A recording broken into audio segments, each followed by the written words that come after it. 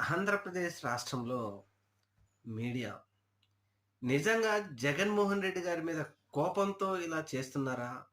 లేకపోతే చంద్రబాబు నాయుడు గారి మీద ప్రేమతో ఇలా చేస్తున్నారా?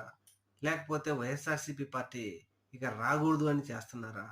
తెలుగుదేశం పార్టీ ఆంధ్రప్రదేశ్ రాష్ట్రం ఉన్నన్ని రోజులు అధికారంలో ఉండాలని చేస్తున్నారో తెలీదు గానీ, ప్రజాస్వామ్యంలో ఒక పార్టీ గెలిచిన తర్వాత, ఒక పార్టీ ఓడిపోయిన తర్వాత అధికారంలో ఉన్నటువంటి పార్టీ ప్రజలకు ఏ విధమైనటువంటి సంక్షేమ పథకాలు, పారిశ్రామికంగా అభివృద్ధి, ప్రభుత్వ విద్య, వైద్యం, ఆరోగ్యం లాంటివన్నీ అభివృద్ధి చేసి, ఇంతకు ముందున్నటువంటి ప్రభుత్వం కంటే మేమెక్కువ చేశాం అని చూపించుకొని, ప్రజలలో ఆ పార్టీలు లేకుండా చేయాలని గాని, అలా కాకుండా వీళ్ళు ప్రతిరోజు జగన్మోహన్ రెడ్డి అసలు నిజంగా ఈ పత్రికలు చూస్తే, ఈ అధికారం వచ్చి 1.5 సంవత్సరాలు ముఖ్యంగా ఒక 2 పత్రికలుంటాయి. ప్రతిరోజు జగన్మోహన్ రెడ్డి గారి గురించే.